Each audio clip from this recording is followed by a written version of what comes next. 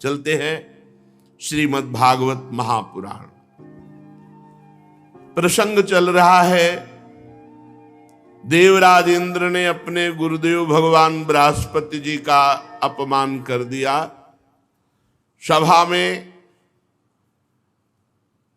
अप्सराओं का नृत्य हो रहा है, गंधर्वगण गान कर रहे हैं, बड़े बड़े ऋषि मुनि स्तुति कर रहे हैं, समस्त देवता लोकपाल सब बैठे हुए हैं। देवराज इंद्र की सभा लगी। गुरु बृहस्पति देव जी पधारे। गुरुदेव के आने पर समस्त लोकपाल सहित देवता खड़े हो गए, पर देवराज इंद्र इंद्राणी के साथ वैसे ही बैठे रहे, ना कोई हाथ जोड़ना, ना कोई नमस्कार मुद्रा, बस घमंड। ये हो जाता है, अगर भगवत विमुख वृत्ति हो जाए तो घमंड बहुत जल्दी चढ़ जाता है, और घमंड हो जाए तो बड़े से बड़ा अपराध हो जाता है।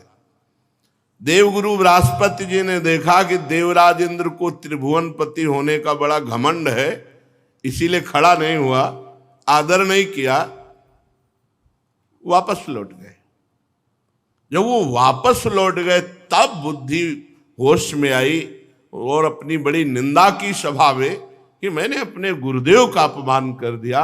हाय, ये त्रिभुवनपति पद कितना मदांध करने वाला है कि परम ज्ञानी परम कृपालु भगवान बृहस्पति जी जो हमारे गुरुदेव हैं उनका हमने अपमान कर। अब क्या, दौड़े, बृहस्पति जी त्रिका लग गया, उन्होंने देखा कि वो आ रहा है तो अंतर्ध्यान हो गए, और ऐसी जगह एकांत में हो गए कि इंद्र ध्यान करने पर भी नहीं ढूंढ पाए। अब घबरा गए। उनको घबराहट इस बात की हुई कि गुरुदेव नाराज हो गए, ये बात दैत्यों को पता चलेगी तो आक्रमण कर देंगे, और ऐसा ही हुआ। दैत्यजन भगवान शुक्राचार्य जी को गुरु मानते, बड़े पवित्र भाव से आराधना करके उनको अनुकूल कर लिया था। जे ही पता चला कि इनके गुरु से बिगड़ गई, बस फिर आक्रमण करके खूब मार काट मचाई, देवताओं को भगा दिया, देवलोक से देवताओं को भगा दिया। देवराज इंद्र कुछ मुख्य देवताओं के साथ ब्रह्मा जी के पास गए, ब्रह्मा जी से विनय की। ब्रह्मा जी ने कहा तुम्हारा गुरु अपराध बन गया, अब तुम किसी को गुरु बनाओ और वो तुम्हारी रक्षा का भार ले, समर्थ हो तो तुम विजय प्राप्त कर सकते हो। तो ब्रह्मा जी से प्रार्थना की कि हमारा गुरु बनने योग्य कौन है त्रिभुवन में? तो कहा त्वष्टा के पुत्र विश्वरूप जी। विश्वरूप जी बड़े ही जितेंद्रिय, धर्मनिष्ठ, वेदज्ञ और तपस्या के धनी हैं। वो यदि आपके गुरु बनने का पद स्वीकार कर ले तो वो विजय दिला सकते हैं, पर उनमें एक बात है कि उनकी माता दैत्य वंश की है, तो ये भांजे हुए दैत्यों के, तो ये तुम्हारे गुरु तो बनेंगे पर इनका प्रेम दैत्यों के प्रति है, अगर उसको क्षमा कर सको तो ये तुम्हें विजय दिला देंगे। त्वष्टा के पुत्र विश्वरूप जी के पास देवराज इंद्र बड़े बड़े लोकपाल गए, विनय की और कहा हम आज्ञा भी करते हैं क्योंकि हम श्रेष्ठ देवता हैं, आप हमारे गुरु पद पर विराजमान हो। हमारी प्रार्थना भी है, हमारी आज्ञा भी है। विश्वरूप जी ने कहा यद्यपि ये निंदनीय है, ये बुद्धि को भ्रष्ट कर देता है, पर जब आप हमारे यहाँ अतिथि रूप से आए और आप ऐसी आज्ञा भी कर रहे हैं और प्रार्थना भी कर रहे हैं, तो मैं आपके गुरु पद को स्वीकार करता हूं। और दिव्य वैष्णवी विद्या का प्रयोग किया। समस्त देवताओं के जो अंग भंग हो गए थे सब पुष्ट हो गए, और वैष्णवी विद्या के बल से पुनः देवराज इंद्र को स्वर्ग पर स्थापित किया और कहा मैं एक कवच का गायन करता हूं, जैसा कहूं वैसे आचमन अंगन्यास करन्यास करके फिर तुम्हें कोई भी भेद नहीं सकता, कोई पराजित नहीं कर सकता, और उस कवच का नाम नारायण कवच है। त्रिलोकी का राज्य जब देवराज इंद्र को प्राप्त हुआ तो विश्वरूप जी ने कहा शांत होकर एक सब देवता लोग कवच सुनो, उसे कोई भी कभी भी परास्त नहीं कर सकता। उसका नाम है नारायण कवच। चाहे जितना आक्रमणकारी कोई शत्रु हो, भूत हो, प्रेत हो, कुछ भी, मारण, मोहन, वशीकरण, उच्चाटन के ऊपर कोई प्रभाव नहीं पड़ सकता। श्री सुखदेव जी कहते हैं, परीक्षित, देवराज इंद्र और समस्त देवताओं को नारायण कवच का उपदेश विश्वरूप जी ने किया। देवराज इंद्र किसी को कभी भी कहीं कोई भय का अवसर हो तो उसके कभी कोई भी आक्रमण, किसी भी तरह की हानि नहीं कर सकते। मंत्र का आक्रमण, अस्त्र का आक्रमण, कोई भी। स्नान करके, पवित्र होकर, पवित्र वस्त्र धारण करके, आचमन करके, हाथ में कुछ की पवित्री धारण करके, उत्तर मुंह की ओर, उत्तर की तरफ मुंह करके बैठ जाए, और जब तक पूरा कवच का पाठ ना हो जाए तब तक बीच में टोके नहीं, बोले नहीं, कोई अन्य बात ना बोले, वही कवच का पाठ करे। समग्र ऐश्वर्य, धर्म, यश, लक्ष्मी, ज्ञान, वैराग्य परिपूर्ण भगवान नारायण, भगवान श्री हरि। बड़ी महिमा है इस नारायण कवच की। ध्यान करे, भगवान श्री हरि गरुड़ जी की पीठ पर अपने चरण कमल रखे हुए हैं। अणिमादि आठों सिद्धियां हाथ जोड़े भगवान के सामने खड़ी है। 8 हाथों में शंख, चक्र, ढाल, तलवार, गदा, बाण, धनुष, पास धारण की हुई है। ओमकार स्वरूप प्रभु ऐसे सामने ध्यान करके फिर शुरू करे, ओम हरिर विदध्यान मम सर्व रक्षाम नस्तांग पदमा पतगेंद्र पृष्ठे दरारि चरमा सिगदे सुचाप पाषाण दधानोष्ट गुणोष्ट बाहु। सब ओर से मेरी भगवान नारायण रक्षा करे। मत्स्य मूर्ति भगवान जल के भीतर जल जंतुओं से, और वरुण के पास से मेरी रक्षा करे। माया से ब्रह्मचारी रूप धारण करने वाले वामन भगवान और स्थल पर विश्व रूप त्रिविक्रम भगवान आकाश में मेरी रक्षा करे। जिनके घोर अट्टहास से दिशाएं गूंज उठी, गर्भवती दैत्य पत्नियों के गर्भ गिर गए, वे दैत्य युद्ध पतियों के शत्रु भगवान नरसिंह हमारी जंगल में, किले में, रणभूमि में, विकट स्थानों में मेरी रक्षा करें। अपनी दाढ़ों पर पृथ्वी को धारण करने वाले यज्ञ मूर्ति वाराह भगवान मार्ग में रक्षा करें। परशुराम भगवान पर्वतों के शिखरों पर लक्ष्मण जी के सहित भरत के बड़े भाई भगवान श्री रामचंद्र जी प्रवास के समय मेरी रक्षा करें। भगवान नारायण मारण, मोहन, भयंकर अभिचारों से, सब प्रकार के प्रमादों से मेरी रक्षा करें।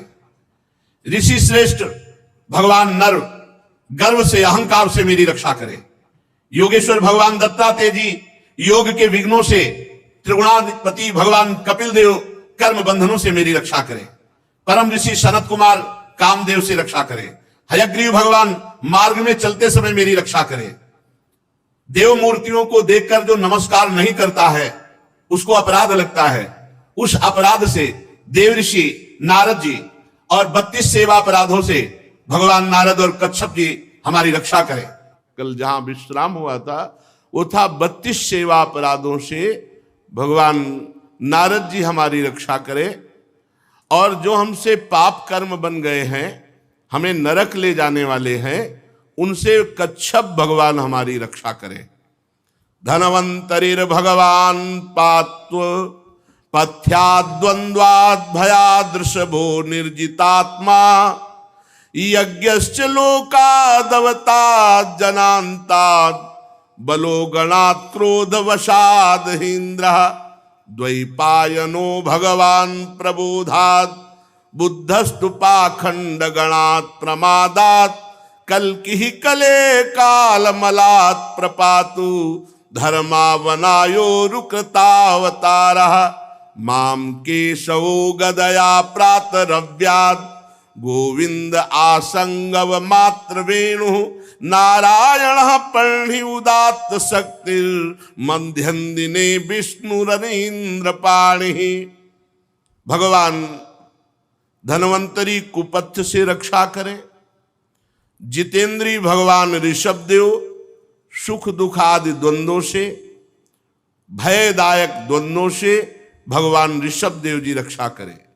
यज्ञ भगवान लोकापवाद से रक्षा करें। भगवान बलराम जी मनुष्यकृत कष्टों से रक्षा करें। भगवान अनंत शेष जी क्रोधवश नामक सर्पों के गणों से मेरी रक्षा करें।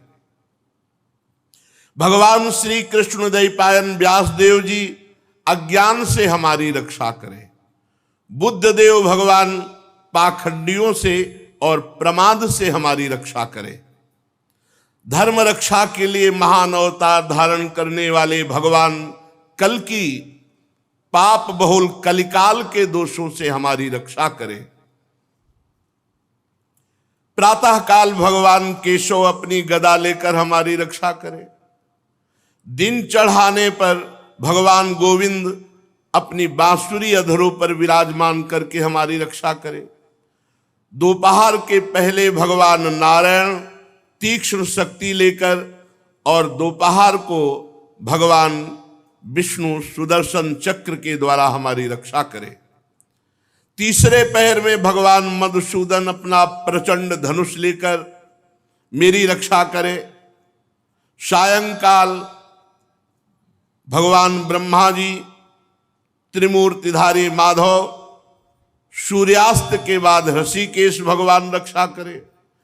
अर्धरात्रि के पूर्व और अर्धरात्रि के समय भगवान पद्मनाभ हमारी रक्षा करें।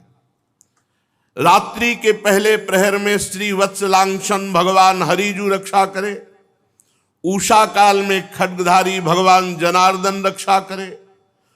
सूर्योदय से पूर्व श्री दामोदर भगवान और संध्याओं में काल मूर्ति भगवान विश्वेश्वर हमारी रक्षा करें। हे सुदर्शन चक्र, आपका आकार चक्र की तरह है, जैसे रथ का पहिया। आपके किनारे का भाग प्रलयकालीन अग्नि के समान अत्यंत तीव्र है। आप भगवान की प्रेरणा से ही भक्त रक्षा के लिए जाते हैं और सदैव आप घूमते रहते हैं।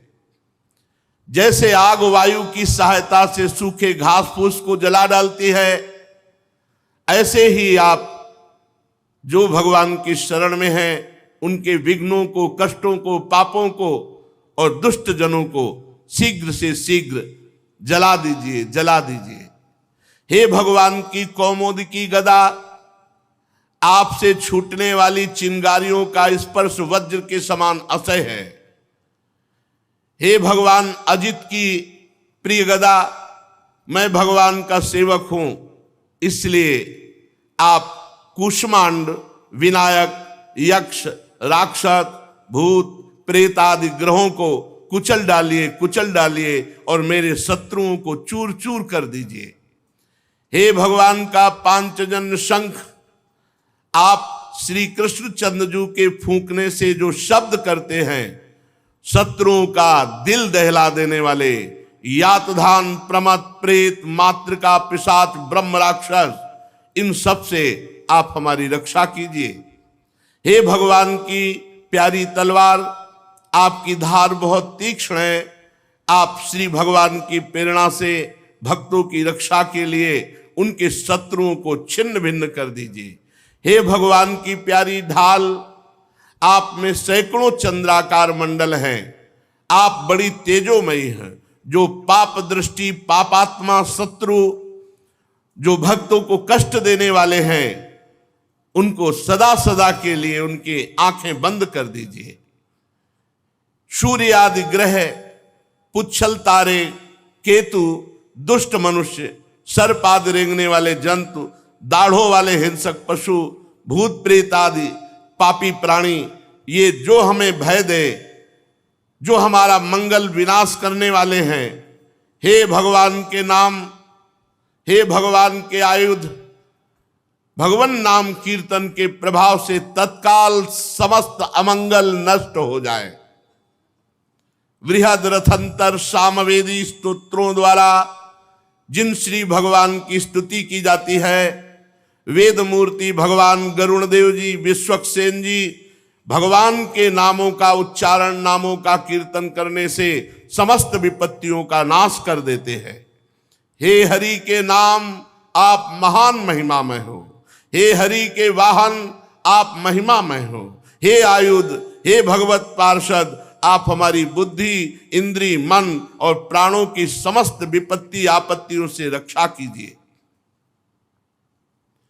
जितना भी ये कार्य कारण जगत है सब वास्तव में भगवान ही बने हुए हैं। इस सत्य के प्रभाव से हमारे सारे अमंगल नष्ट हो जाएं, सारे उपद्रव नष्ट हो जाएं। जो लोग ब्रह्म और आत्मा की एकता का अनुभव कर चुके हैं उनकी दृष्टि में भगवान का स्वरूप समस्त विकल्पों और भयों से, भेदों से रहित है। फिर भी माया शक्ति के द्वारा भूषण, आयुध और विविध प्रकार की शक्तियों को भगवान धारण करते हैं। ये बात निश्चित सत्य है और ये धारण करते हैं हम भक्तों की रक्षा के लिए। इसलिए विश्व रूप भगवान हमारी रक्षा करें। जो अपने भयंकर अट्टहास से लोक के लोक भयभीत कर देते हैं, जो अपने तेज से सबका तेज ग्रस लेते हैं, ऐसे भगवान नरसिंह देव दसों दिशाओं में हमारी रक्षा करें। ऊपर नीचे, दाएं बाएं, बाहर भीतर जो हमारे शत्रु हैं उनसे हमारी रक्षा करें। विश्वरूप जी ने देवराज इंद्र से कहा, ये मैंने तुम्हें नारायण कवच सुना दिया, इस कवच को अपने में स्थापित करो, तुम सुरक्षित हो गए हो। अब अनायास तुम दैत्य उत्पत्तियों को जीत लोगे। जो नारायण कवच तुम्हें हमने सुनाया, इसे जो सुनेगा उसके सारे पाप नष्ट हो जाएंगे। तो कोई भी शत्रु उसे परास्त नहीं कर सकता। वो नेत्रों से देख ले या पैर से छू ले तो तत्काल समस्त भयों से मुक्त हो जाएगा। ये वैष्णवी विद्या है। प्रेत, पिशाच आदि नहीं कभी आएंगे, बाघ आदि, सर्प आदि ये जीव कभी नहीं काटेंगे, अकाल मृत्यु नहीं होगी। बड़ा दिव्य है ये नारायण कवच। प्राचीन काल की बात है कि एक कौशिक गोत्री ब्राह्मण इस नारायण कवच को धारण करके उसका शरीर मरुभूमि में छूट गया था। तो जहां उस ब्राह्मण का शरीर पड़ा था, हड्डियां पड़ी थी, जो नारायण कवच बांध करके प्राण छूट गए थे, तो उसके ऊपर से एक दिन गंधर्वराज चित्रक अपनी स्त्रियों के साथ विमान पर बैठकर जा रहा था। जे ही उन हड्डियों के ऊपर से निकला, ते ही विमान खोपड़ी के बल उल्टा होकर के गिर पड़ा।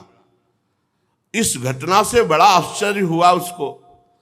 फिर उसने वाल्खिल्य ऋषियों से प्रार्थना की कि इस भूमि में ऐसा क्या है कि मेरा विमान आगे नहीं जा पाया और उल्टा होकर गिर पड़ा। तब उन्होंने कहा कि नारायण कवच बांधे हुए यहां जिसका शरीर छूटा है, जिसकी हड्डियां पड़ी हैं, वो नारायण कवच से युक्त है, इसलिए तुम ऊपर विमान से नहीं जा पाए और नीचे गिर पड़े। तब उसने उन हड्डियों को ले जाकर सरस्वती नदी में प्रवाहित किया और फिर स्नान करो गया। ऐसा प्रभाव नारायण कवच का है। भगवान सुखदेव जी कहते हैं, परीक्षित, इस नारायण कवच को जो समय पर सुनता, और कोई भी इस वैष्णवी विद्या पर प्रहार नहीं काम कर सकता। तंत्र, मंत्र, मारण, वशीकरण, उच्चाटन, भूत प्रेत, कोई भी, ये पक्की बात। विश्व रूप से ये वैष्णवी विद्या सब देवताओं को मिली और रणभूमि में असुरों को पराजित कर दिया।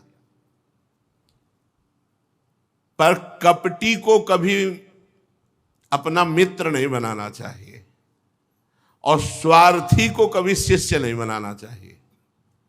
अगर कपटी को मित्र बनाओगे तो धोखा मिलेगा और स्वार्थी को शिष्य बनाओगे तो हानि हो जाएगी।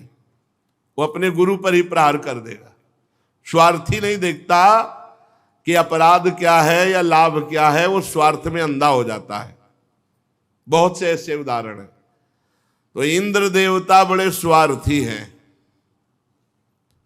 जब जरूरत पड़ी थी तो गुरुदेव प्रणाम और नमस्कार, जब नारायण कवच पहनाकर विश्व विजयी बनाकर त्रिभुवन पति पर पद पर बैठाल दिया, तब देखो क्या व्यवहार करते हैं। स्वार्थी का व्यवहार कैसा होता है।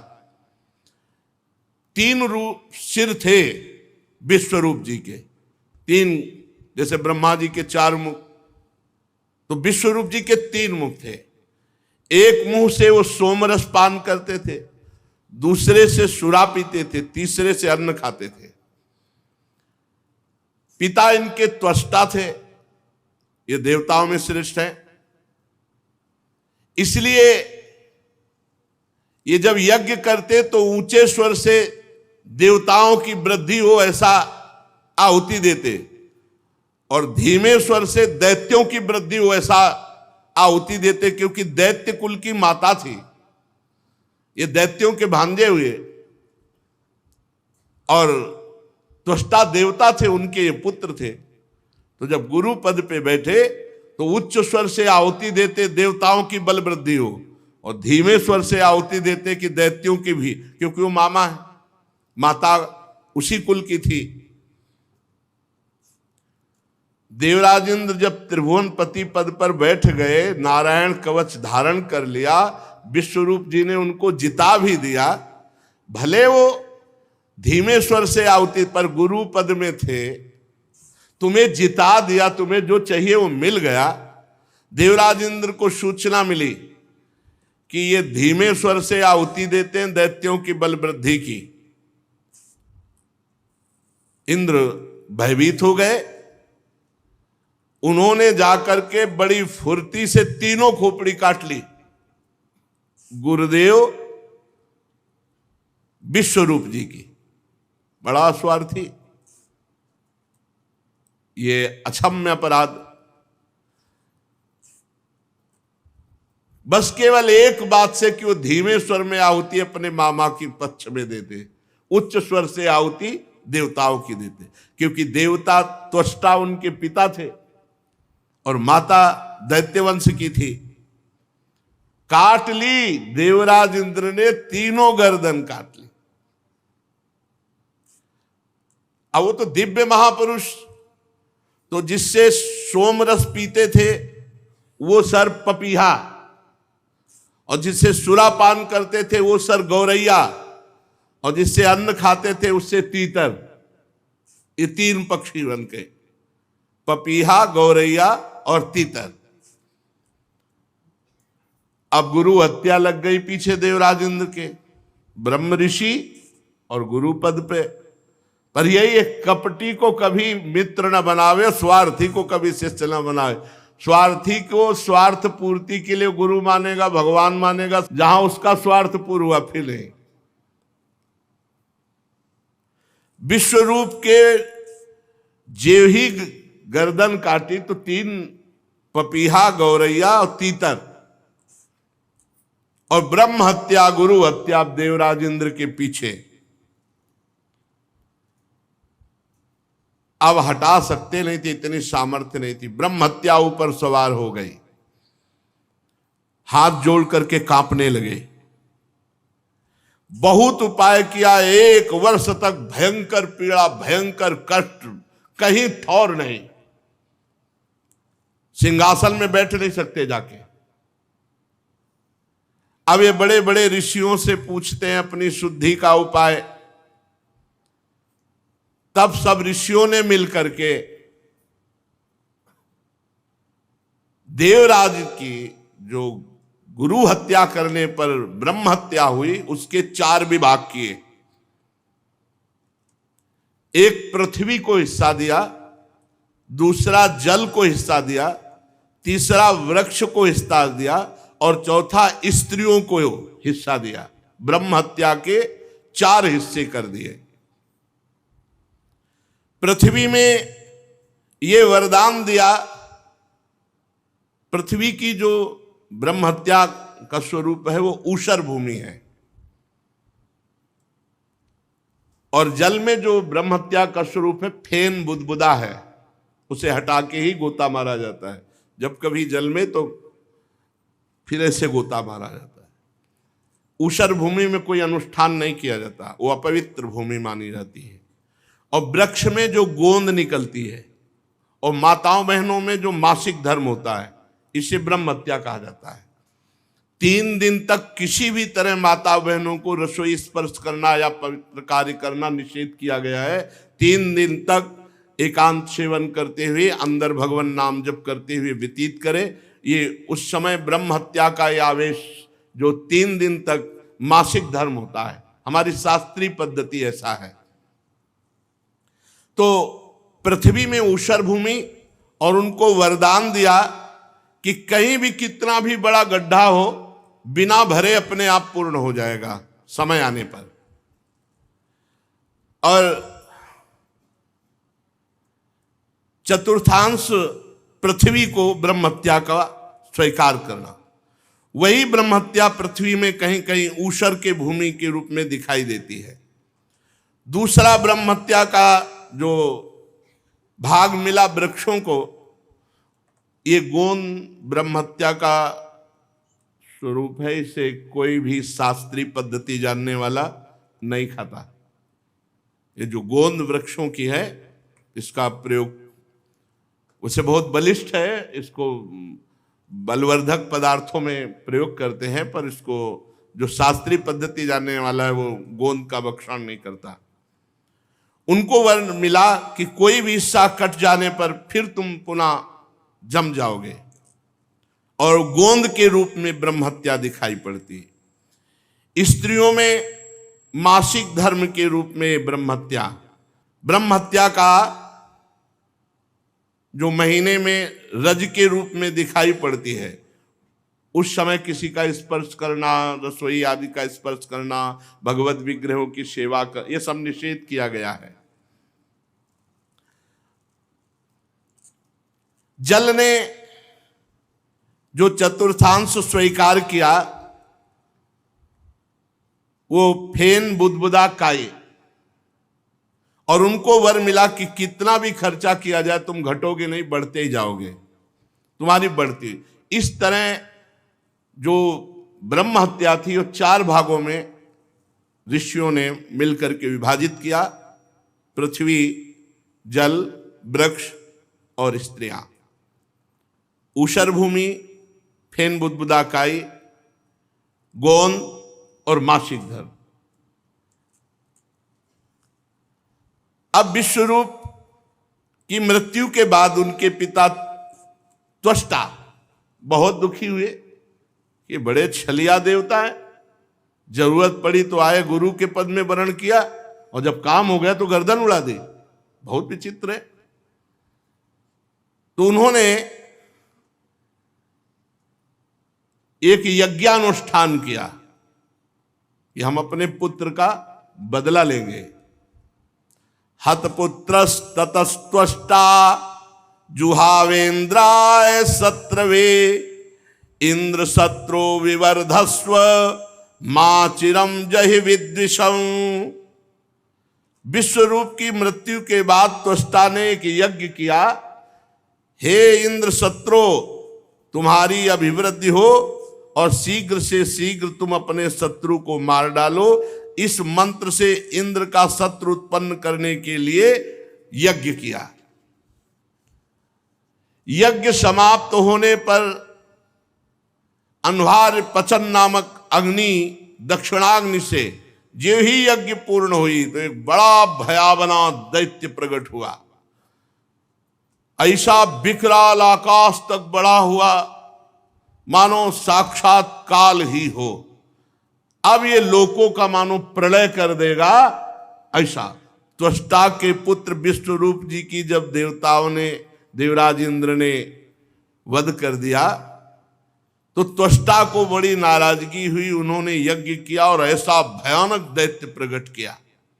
परीक्षित पहाड़ के समान काला, बड़ा डील डोल और संध्याकालीन बादलों के समान कांति, सिर के बाल, दाढ़ी, मूछ तपे हुए तांबे के समान लाल रंग के, नेत्र ऐसे लगते जैसे दोपहर के प्रचंड 2 सूर्य, चमकता हुआ 3 नोकों वाला त्रिशूल, और जे ही पग बढ़ाया तो पृथ्वी डगमगाने लगी जैसे नौका पे कोई बलवान गजराज चढ़ रहा हो।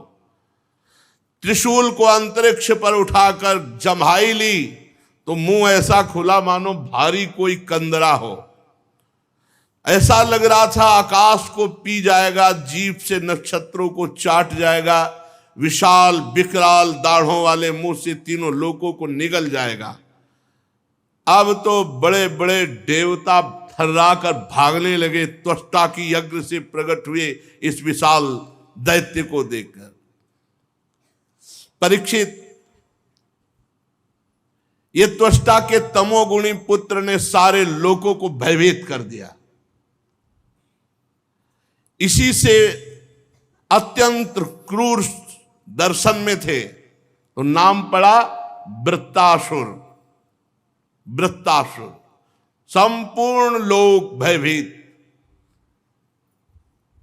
ये कोई और नहीं है, ये महाभागवत है, चित्रकेतु जी, जो शंकरषण भगवान की कृपा से इनको एक विमान मिला था। ये विमान पर बैठ करके भगवान शंकर के समीप विमान पर चढ़े। अब उस समय वो तो देवाधिदेव महादेव महायोगिंद्रो मुनिंद्रो के गुरु, तो भगवती अम्बा वामांग में विराजमान थी, त्रिपुर सुंदरी और सनकादि बड़े बड़े ब्रह्म ऋषियों को उपदेश कर रहे थे। तो ये गए सभा में, आप अपनी पत्नी को वामांग में विराजमान की हो। भगवान शिव तो कुछ बोले ले। माता जी ने कहा, दुष्ट, जगत गुरु को समझाने आया है तो इनकी महिमा को समझता है। हम दो हैं, तेरी दृष्टि द्वैत से युक्त, हम दो थोड़ी, हम तो शिव ही हैं। शिव शिवा केवल कहने को है, तू क्या इनको जगत गुरु को उपदेश कर रहा है? असुर बुद्धि, जा दैत्य भाव को प्राप्त हो। वही वृत्तासुर के रूप में ये भगवान संकर्षण के महान भक्त श्री हरि के बड़े बड़े देवता थर्रा उठे। अब देवराज इंद्र ने देवताओं से कहा, आक्रमण करो, पहले ही मार दो, नहीं तो मार देगा, यज्ञ से प्रकट हुआ है। सब देवता अपने दिव्य अस्त्र शस्त्र लेकर के, परंतु वृत्तासुर जैसे कोई दांत खोदने की सीख ना हो, ऐसे सब दिव्यास्त्रों को पकड़ पकड़ के ऐसे दांत से काट काट के फेंक दिए। जितने उनके अस्त्र शास्त्र सब ऐसे चबा चबा के थूक दिए, जैसे कोई पान चबा के। बड़े बड़े दिव्यास्त्रों को ऐसे। देवताओं के आश्चर्य की सीमा न रही, भागे देवराज इंद्र से कहा, कुछ चलाएं। जितने दिव्यास्त्र हैं वो सब ऐसे चबा रहा लौंग इलायची की तरह। अब सब उदास हो गए और भागे सब स्वर्ग छोड़ के, पहुंचे वैकुंठनाथ भगवान नारायण को स्तवन किया। अब एक ही उपाय है, स्तवन किया, हे प्रभु, हे करुणा सागर, वायु आकाश अग्नि जल पृथ्वी ये पांच भूत आप ही प्रकट किए हो। प्रभु आप ही काल रूप हो, सब आपसे ही भयभीत रहते हैं। भगवान हम भयभीत हैं, वृत्तासुर से रक्षा करो हमारी। प्रभु अगर कोई आपका सहारा न लेकर इस भय से बचने के लिए किसी और का सहारा ले तो ऐसे जैसे कुत्ते की पूंछ पकड़ के कोई समुद्र पार जाना चाहता हो। वैवस्वत मन पिछले कल्प के अंत में जब भयभीत हुए तो आपका सहारा लिया, तो प्रलय के जल के समय आप मत्स्य अवतार धारण करके उनकी रक्षा की। प्रभु ऐसे ही हम भयभीत हैं, हम आपकी शरण में हैं, वृत्तासुर से हमारी रक्षा करो। प्रभु आप अवश्य बचाओगे, हमें विश्वास है। पहले कह रहे अवश्य बचाओगे, हमें विश्वास है। प्रभु आप ही हम सबकी उत्पत्ति का कारण हो। ये बड़े स्वार्थी, ऐसा ही गजा के विश्वरूप जी से प्रार्थना की थी।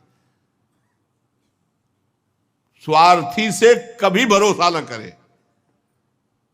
जब सत्यभामा जी की इच्छा के लिए पारिजात लेने भगवान गए थे ना, तो युद्ध किया था इन देवताओं ने। जरूरत पड़ी तो घुटने टेक दिए, और जब समझा कि अब जरूरत नहीं है तो युद्ध शुरू कर दिया भगवान से। स्वार्थी से कभी विश्वास नहीं।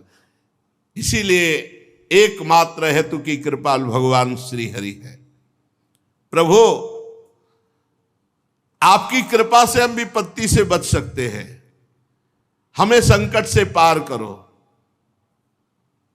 उदार शिरोमणि, हम देवता लोग आपके ही जियाए जी रहे, आपके ही कल्याण करने से निर्भय है। बड़ी विनय की, प्रभु आप ही आप। श्री सुखदेव जी कहते, महाराज देवताओं ने इस प्रकार भगवान की स्तुति की तो भगवान प्रकट हो गए और भगवान के शरतकालीन कमल के समान खिले हुए नेत्र, 16 पार्षद भगवान की सेवा में, बड़े ही सुंदर भगवान का सौंदर्य, वक्षास्थल श्रीवत्स का चिन्ह, गले में कौस्तुभ मणि, सब देवता साष्टांग धरती पर लौट गए। दृष्ट्वा तम वनौ सर्वौ ईक्षणाह्लाद विक्लवाहा दंडवत पतिता राजन छनैरुत्थाय तुष्टौ। भगवान को देख सब साष्टांग दंड के समान लेट गए, धीरे धीरे उठे हाथ जोड़ करके। फिर भगवान से, हे भगवान आप ही यज्ञ में स्वर्ग आदि देवताओं को शक्ति देने वाले हो, आप ही यज्ञ के फल देने वाले हो, आप ही यज्ञ में विघ्न डालने वाले दैत्यों का नाश करने वाले हो, इसलिए प्रभु हम आपको बार बार नमस्कार करते हैं। आपके अनंत नाम हैं, आपके नामों की सीमा नहीं है। प्रभु सतोगुण रजोगुण तमोगुण, इन तीनों गुणों के अनुसार उत्तम मध्यम निकृष्ट गतियां वो सब आप देते हो, आप ही गतियां देने वाले हो। प्रभु इस कार्य कारण जगत रूप के स्वामी आप ही हो। हे भगवान आपकी अगणित महिमा है, आपकी लीला का रहस्य जानना बड़ा कठिन है। हे भगवान हम ठीक ठीक सृष्टि के कार्य को समझ नहीं पाते, कब क्या कैसा, और ये सब आप करने वाले हो। प्रभु आप अंतर्यामी हो, आप अंतरात्मा हो। नाथ श्रुतियां आपका केवल नेति नेति कह के वर्णन करती है। हे मधुसूदन आपकी महिमा रस का अनंत समुद्र है, उन्हें नन्हे से सीकर एक बार थोड़ा सा कोई आनंद चख ले तो परमानंद में डूब जाता है। प्रभु जो थोड़ा सा नाम का स्वाद चख ले, थोड़ा सा आपकी महिमा प्रेम रस की चख ले, तो उसको लोक परलोक के सारे विषय विष के समान लगने लगते हैं, वो सब भुला देता है और आपके प्रेम में उन्मत्त हो जाता है। जानते हैं देवता ये बात, लेकिन वो प्रेम में मगन नहीं हो सकते, इतना विषय विलासिता है। हे मधुसूदन आपके प्यारे भक्तजन आपके चरण कमलों की सेवा में मगन रहते हैं, और जो आपकी चरण सेवा में मगन रहते हैं, जन्म मृत्यु रूप संसार चक्र कभी उनको छू नहीं सकता। कल्याण का कल्याण हो गया। प्रभु आपकी महिमा त्रिलोकी में कोई गा सके ऐसा। आप हमारे पिता हैं, पितामह हैं, सब कुछ है, आप हमारी रक्षा कीजिए। हे प्रभु इस वृत्तासुर से हमारी आप रक्षा कीजिए। आप अचिंतेश्वर संपन्न जगत के परम गुरु हैं, सर्वशक्तिमान श्री कृष्ण। हम नहीं जानते कि कितना बल है वृत्तासुर का, पर इतना जानते हैं कि वो स्वर्ग को निगल सकता है। हमारे अस्त्र शस्त्र से सब चबा गया, अगर आप उपाय नहीं बताओगे तो स्वर्ग को निकल जाएगा, वो तीनों लोकों को ग्रस जाएगा। प्रभु आप मार डालो, प्रभु आपकी कीर्ति होगी, आप मार डालो, आपकी बड़ी प्रशंसा होगी। अब जब हे प्रभु हम आपको नमस्कार करते हैं, जब देवताओं ने भगवान की स्तुति इस तरह की तो भगवान ने कहा ठीक है हम आप पर प्रसन्न हैं। देव शिरोमणियों जब हमारा कोई आश्रय ले लेता है तो हर संकट से हम उसे बचाते हैं। अब कोई ऐसा संकट नहीं है जो दुर्लभ हो और हटाया न जा सके। जो पुरुष मेरी शरण में आ जाता है मैं उसकी इच्छा की पूर्ति कर देता हूं। मुक्ति चाहता है तो मुक्ति, भोग चाहता है तो भोग, जो चाहता है, संकट निवृत्ति चाहता है तो संकट निवृत्ति। पर जो मेरी आराधना करते हैं वो जब मेरे से विषय मांगते हैं, ध्यान से सुन लेना, जो मेरी आराधना करते हैं मेरे भक्त हैं, और जब वो मेरे से विषय मांगते हैं तो जैसे रोगी से कोई कुपथ्य मांगे तो नहीं देता, ऐसे मैं उसे नहीं देता। हमारे भगवान कितने कृपालु हैं। रोगी से जैसे कुपथ्य मांगे मरीज तो नहीं देता, ऐसे जब मेरे भक्त मेरे से विषय मांगते तो मैं उसे नहीं देता। मैं वृत्तासुर को तो नहीं मारूंगा, लेकिन मारने का उपाय बता दूंगा। क्यों? भगवान का भक्त है। वृत्तासुर जी भगवान के भक्त हैं, बड़े अनन्य भक्त हैं। देर मत करो, जाओ दधीचि ऋषि के पास जाओ। उनका शरीर परम पवित्र हो चुका है। उपासना, व्रत, तपस्या, भजन से रोम रोम, नस, नाड़ी, हड्डी सब पवित्र हो गई है। उनसे उनका शरीर मांग लो। दधीचि ऋषि ब्रह्मबोध संपन्न महापुरुष है। जो ही शरीर मांगोगे वो दे देंगे। ब्रह्मबोध संपन्न महापुरुषों को शरीर से तनिक भी प्रियता नहीं होती। अश्वनी कुमारों को घोड़े के सिर से उपदेश करने के कारण उनका एक नाम अश्वशिरा भी है। उनकी उपदेश की हुई अध्यात्म विद्या के प्रभाव से अश्वनी कुमार जीवन मुक्त हो गए हैं। जाओ अथर्ववेदी दधीचि ऋषि से ये जो नारायण कवच तुमने सुना, ये दधीचि ऋषि ने त्वष्टा को सुनाया, त्वष्टा ने विश्वरूप को, विश्वरूप ने तुम्हें, उसी से तुम विजय को प्राप्त हुए और उन्हीं विश्वरूप को मारा। इसीलिए त्वष्टा ने बदले के लिए इनको प्रकट किया है। जाओ तुम मांगो जाकर शरीर दधीचि ऋषि से, और अश्वनी कुमार को साथ ले जाना, वो अवश्य दे देंगे। फिर उनके शरीर से उनकी हड्डियां निकालना और उन हड्डियों को विश्वकर्मा के द्वारा एक आयुध अस्त्र तैयार करना। उस अस्त्र में इतनी सामर्थ होगी कि वृत्तासुर का सर काट लेंगे, अन्यथा कोई अभी तक अस्त्र ही नहीं है। दिव्यास्त्रों को तो लौंग इलायची की तरह वृत्तासुर जी चबा रहे थे। वृत्तासुर के मर जाने पर तुम लोगों को फिर से तेज अस्त्र, शस्त्र और संपत्तियां प्राप्त होंगी। जाओ तुम्हारा कल्याण हो, और संभावी जो मेरी शरण में आ जाता है उसके सारे संकटों की निवृत्ति हो जाती है। श्री सुखदेव जी कहते, परीक्षित, विश्व के जीवन दाता श्री हरि इंद्र और देवताओं को ऐसा आदेश देकर अंतर्धान हो गए। अब देवता लोग अथर्ववेदी दधीचि ऋषि के पास जाकर के साष्टांग दंडवत की और दधीचि ऋषि से कहा कि भगवान ने आदेश किया है कि आप अपना शरीर हमें दे दो। देवताओं की ये बात सुनकर दधीचि जी बहुत हंसे आनंद में, और देवताओं से कहा, देवताओं क्या तुम्हें ये बात पता नहीं कि सबको अपना शरीर कितना प्रिय है और मरते समय कितना भयानक कष्ट होता है? जब तक चेत रहता है तब तक असह्य पीड़ा होती प्राणों के त्यागने में, और जब मूर्छित हो जाता है तो बात अलग है। जीव को जगत में जीवित रहने की बड़ी इच्छा होती है। ये शरीर बड़ा अनमोल प्रिय वस्तु है, और तुम मांग रहे हो कि शरीर दे दो। कौन होगा जो शरीर देने का साहस करेगा? ऐसी स्थिति में स्वयं भगवान आके मांगे तो भी देने के लिए तैयार कोई नहीं होगा। बड़ा शरीर प्रिय है, कहने की बात अलग है। धर्म के लिए अब कह तो रहे हैं, प्राणों का मोह त्याग करके काम विजयी बनो, क्रोध विजयी बनो, लोभ विजय हो। कैसे कहा जाए? शास्त्र कह रहे हैं, गुरु कह रहे हैं, भगवान कह रहे हैं, मान लो ना। ये बात परीक्षा के लिए कही थी। ये अब देवता क्या बोलेंगे? नहीं, दधीचि ऋषि ब्रह्म ऋषि हैं, इनको बिल्कुल शरीर से कोई लगाव नहीं।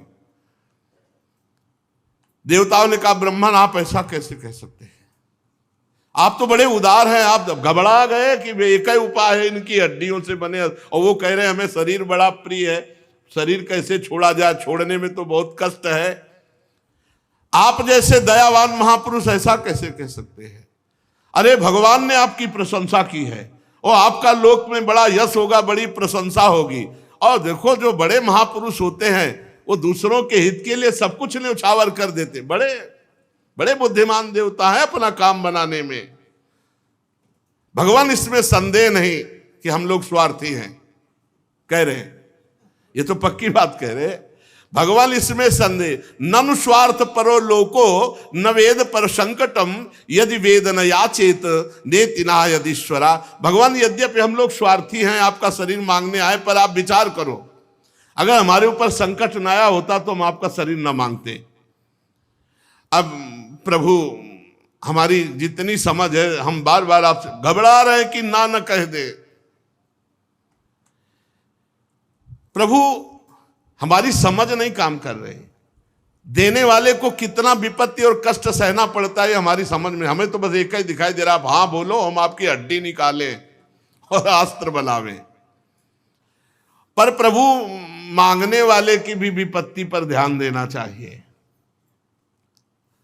आप हमारी विपत्ति समझकर हमारी याचना पूर्ण कीजिए।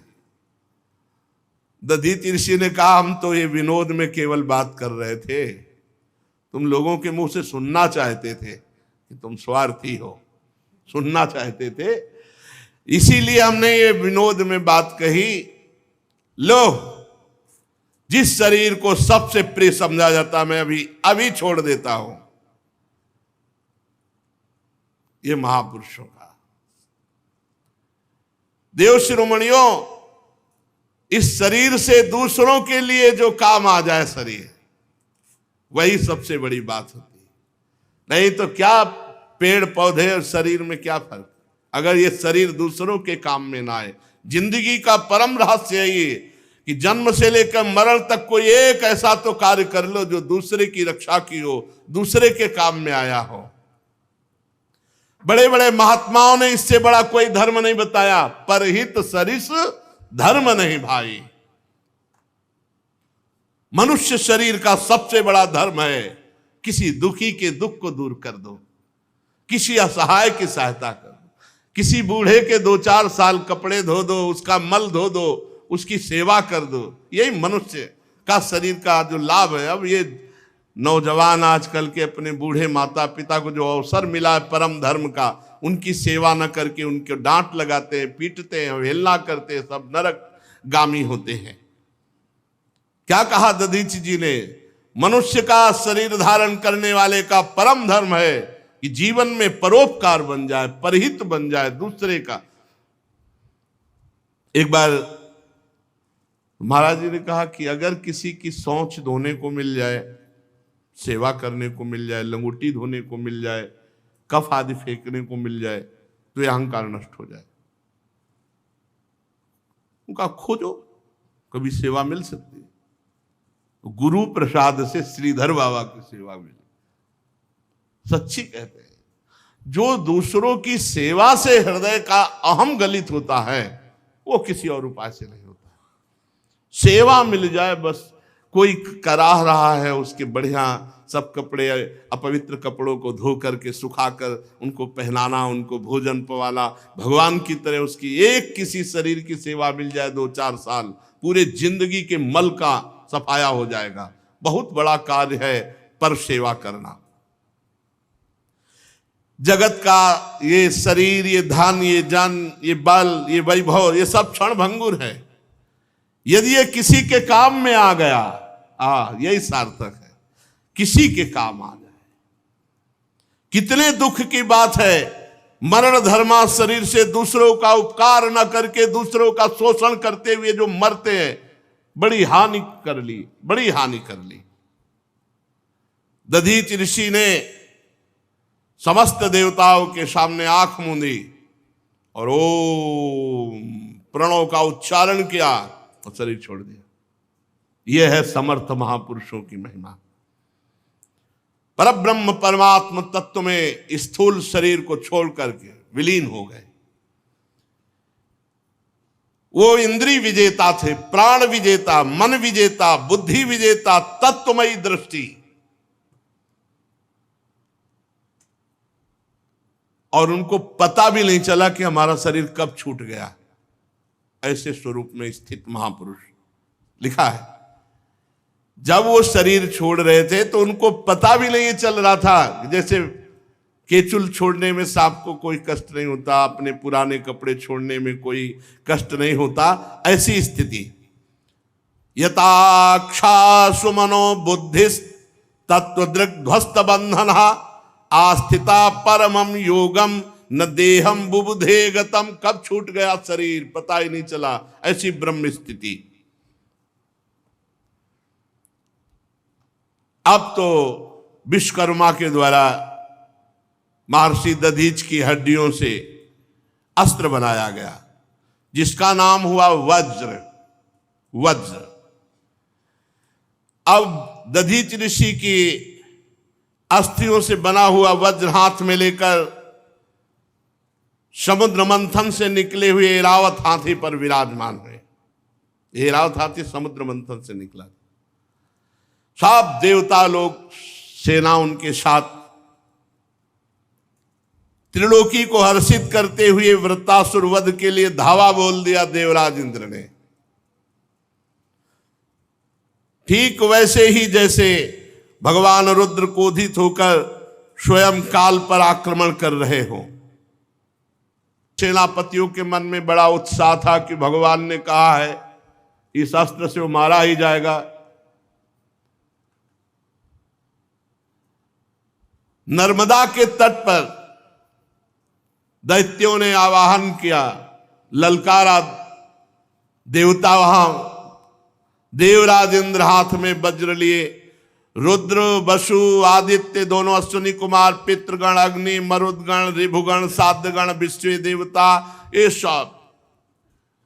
और वृत्तासुर आगे अकेले पूरी पृथ्वी को डगमगाता हुआ, और पीछे दैत्य सेनापति उसकी नमुची संबर अनर्वा द्विमूर्धा ऋषभ अंबर हयग्रीव शंकुशिरा विप्रचित्री अयोमुख पुलोमा बृहस्परमा प्रहेती हेती उत्कल सुमाली माली, हजारों दैत्य पीछे। और दैत्य तो वैसे ही घमंडी स्वभाव के होते हैं, सिंहनाद कर रहे थे और देवसेना पर प्रहार करने लगे। गदा परिक बाण प्रास मुदगर तोमल शूल फरसा तलवार तोप भुषुंडी, इन सब से देवताओं को ढक दिया। कोई भी देवता ऐसे नहीं दिखाई दे रहा था जैसे बादल से सूर्य भगवान ढक जाए। परीक्षित, लेकिन ऐसा प्रभाव वज्र का, एक वज्र के प्रहार से हर अस्त्र के हजारों टुकड़े हो गए, क्योंकि ब्रह्म ऋषि दधीच की हड्डियों से बना हुआ हजार हजार टुकड़े एक एक अस्त्र के कर दिए। इतना दिव्यास्त्र वज्र। और प्रभाव ये कि दिव्यास्त्र वज्र के प्रभाव से किसी के पास कोई अस्त्र नहीं रह गया।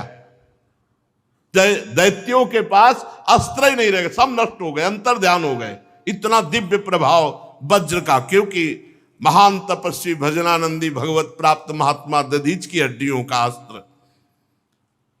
तब वो देवसेना पर पर्वत उखाड़ उखाड़ के बरसाने लगे, बड़े बड़े पर्वत। तो जैसे अस्त्रों को काट दिया था वज्र ने, ऐसे पर्वतों को धूल बना के उड़ा दिया वज्र ने। जब वृत्तासुर ने देखा कि हमारे अनुयायी तो हर तरह से हार रहे हैं, तो एक भी देवता सकुशल ना बचे, इसलिए दुर्मद महाबली पृथ्वी को डगमगाता हुआ आगे बढ़ा। जैसे भगवद विमुख पुरुष का भगवत भक्त के ऊपर किया हुआ मारण मोहन वशीकरण उच्चाटन सब व्यर्थ हो जाता है, ऐसे ही दैत्यों का घमंड तो नष्ट हो गया वज्र के प्रभाव से। और वृत्तासुर को ही अकेले छोड़ के सब भाग पड़े दैत्य, कोई टिका नहीं, सबके अस्त्र गायब हो गए, नष्ट हो गए। वृत्तासुर धीरे धीरे महान मद से युक्त आगे बढ़ा। देवता देखकर भयभीत होकर भाग गए। देवताओं की जो सेना थी जब देखा कि वृत्तासुर आ रहे हैं तो अस्त्र नहीं चलाए, देखे के वापस हो गए, क्योंकि इतना भयानक स्वरूप, इतना बलवान। तुम लोग मृत्यु से क्यों भयभीत हो रहे हो, युद्ध भूमि से क्यों भाग रहे हो, ललकारा वृत्तासुर ने।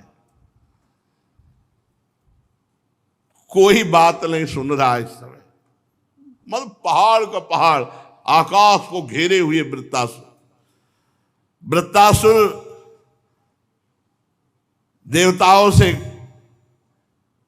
क्रोध से तिलमिलाता हुआ, ओठ को चबाता हुआ, और जो देव सेना डटी हुई थी पैरों से ऐसे जैसे कोई घास फूस रौंदे, ऐसे देवताओं को रौंदता हुआ आगे बढ़ा और डांटा, ए क्षुद्र देवताओं, कायरो, रणभूमि में पीठ दिखा के भागने में तुम्हें शर्म नहीं आती? तुम सूरवीर मानते हो अपने को, डरपोको, तुमको जहां प्रशंसा मिलती वहीं गरजते हो, स्वर्ग में देवता बने पूजते हो, आओ हमारे सामने। तुम्हारे मन में अगर किसी के भी युद्ध का उत्साह हो तो सामने आओ, क्षण भर कोई नहीं टिका। वृत्तासुर इतना बड़ा बलवान डील डोल का था कि देवता सब छोटे छोटे लग रहे थे, और क्रोध में जब सिंहनाद किया तो अचेत हो गई देवसेना। वृत्तासुर जी ने गर्जना जब की तो मूर्छित हो गए देवता। देवता मूर्छित है, ऐसा लग रहा है जैसे बिजली गिर गई हो सबके ऊपर, और उनको पैरों से रौंदते हुए आगे बढ़ रहा है। मदोन्मत्त गजराज जैसे कोई नरकट का बन रौंद डाले, ऐसे मूर्छित देवताओं को। रणबाकुला वृत्तासुर हाथ में त्रिशूल लिए और नेत्र बंद किए भयभीत देवसेना को कुचल रहे थे पैरों से। वज्रपाणी देवराज इंद्र ये करतूत सह न सके और उन्होंने एक भयंकर गदा चलाई वृत्तासुर पे। वृत्तासुर ने देखा देवराज इंद्र ने गदा चलाई है तो बाएं हाथ से ऐसे पकड़ लिया, उसे मीस के फेंक दिया, और जब उसको मीस के फेंका तो देवराज इंद्र के वाहन एरावत के माथे पे लगी तो घुटने टेक दिए एरावत ने। इंद्र ने प्रशंसा की, वाह वीर वाह, एरावत को कोई घुटने टिका सके, ऐसा वीर नहीं। खून उगलता हुआ देवराज इंद्र का एरावत हाथी घुटने के बल हो गया। होश आया तो 28 हाथ पीछे गिरा जाके, चक्कर ऐसा 28 हाथ पीछे। देवराज इंद्र ने अपने एरावत पर दाहिने हाथ का अमृत सा भी हाथ है, जो ऐसे ही किया तो पूर्ण स्वस्थ। युद्ध धर्म के मर्मज्ञ वृत्तासुर ने कोई प्रहार नहीं किया, शांत। अमृत सावी हाथ से जब एरावत की व्यथा मिट गई, फिर स्वस्थ हुआ, रणभूमि में आ गया। वृत्तासुर ने देखा अपने गुरु विश्वरूप का वध करने वाला ये देवराज इंद्र है, और दधीच की हड्डियों से बना हुआ वज्र लेकर हमारे सामने आ गया है। तब कहा, ए क्रूर पाप कर्मा, वैसे तू लड़ने लायक भी नहीं है, क्योंकि तू ऐसा अपराध करता है, पर मेरा आज बड़ा सौभाग्य का दिन है। पहला सौभाग्य कि विश्वरूप जैसे ब्रह्म ऋषि गुरु के हत्यारे को आज मैं मारूंगा। दूसरा सौभाग्य मैं तुम्हारे हाथ में देख रहा हूं, अगर नहीं मार पाया तो तू मुझे मारेगा, क्योंकि ये दधीच ऋषि ब्रह्म ऋषि की हड्डियों से बना हुआ वज्र है, ये निष्फल नहीं जाएगा। मेरा तो सौभाग्य ही है। अगर तुझे मार पाया तो मैं भाई के ऋण से उऋण हो जाऊंगा, क्योंकि त्वष्टा के वो पुत्र थे, त्वष्टा जी ने इनको भी प्रकट किया था। और अगर तेरे द्वारा मारा गया तो अहोभाग्य, क्योंकि ब्रह्म ऋषि की हड्डियों के द्वारा बने हुए इस वज्र से मैं मारा जाऊंगा। तू कितना पापी है। वृत्तासुर जी कह रहे हैं,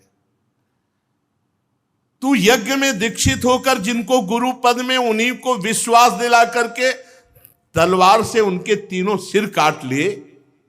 निंदनीय मनुष्य, जैसे अपने स्वार्थ की पूर्ति के लिए यज्ञ पशु की हत्या कर दे, ऐसे तू देवता होकर, देवराज होकर अपने गुरु की हत्या कर दी। तेरी लज्जा कहां चली गई? कहां चली गई थी तेरी कीर्ति और तेरी बुद्धि? नीच कर्म करने वाला तो मरा हुआ होता है, तू तो राक्षसों से भी गया बीता है। ले अब मेरे त्रिशूल का वार सहे और देख इस त्रिशूल से तेरी कैसे मृत्यु होती है। पापी, आग जैसे जलाती है ऐसे तुझे मेरा त्रिशूल जलाएगा और नरक में जाएगा, क्योंकि गुरु अपराधी है। वहां नारकी जीव तुझे नोच नोच कर खाएंगे। देवता होकर तेरे जैसा नीच कर्म करने वाला मैंने नहीं देखा। मैं अपने तीखे त्रिशूल से तेरी गर्दन काटूंगा और तेरे खून से अपने भाई को पितृ तर्पण करूंगा। शांत हुआ, घबरा गया। पहले शांत हुआ, फिर देवराज ने से कहा, घबरा गया? अरे तू घबरा मत, तेरे हाथ में वज्र है और ये वज्र ब्रह्म ऋषि के अस्थियों से बना हुआ है। जब मैं त्रिशूल चलाऊं तो तू करना प्रहार, इसका प्रहार निष्फल नहीं जाएगा, मैं मारा जाऊंगा। घबरा मत।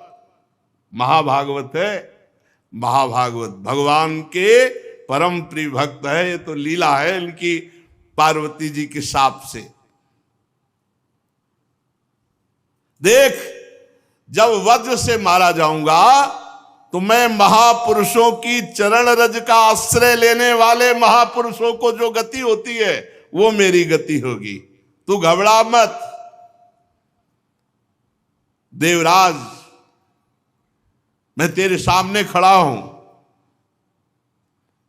तू मेरा शत्रु है और तेरे हाथ में जो है दिव्यास्त्र है, अमोघ है, ये व्यर्थ कभी नहीं होता, कभी व्यर्थ नहीं। देवराज इंद्र का वज्र कभी व्यर्थ, ये दधीचि ऋषि का प्रताप। तू संदेह मत कर कि जैसे तेरी गदा निष्फल हो गई तेरा वज्र भी निष्फल हो जाएगा। नहीं, ये अमोघ है, इसमें हरि विराजमान है और दधीचि ऋषि का तेज विराजमान। क्योंकि हरि जी ने बताया था ना, मैं देख रहा हूं इसमें हरि विराजमान है और दधीचि ऋषि का तेज विराजमान है। मेरे हरि ने मेरे मारने का उपाय तुझे बताया है और आज्ञा भी दी है, इसलिए ये वज्र कभी निष्फल नहीं होगा, डर मत। और एक बात सुन, जिस पक्ष में मेरे हरि होते हैं विजय उधर ही होती है, तेरी ही विजय होगी, डर मत, तेरी ही विजय होगी। विजय लक्ष्मी सारे गुण वहीं निवास करते हैं जहां श्री हरि। देवराज, थोड़ा समय दे, मैं अपने चित्त को अपने भगवान में लीन करूं और जब इशारा करूं तब वज्र से प्रहार कर देना।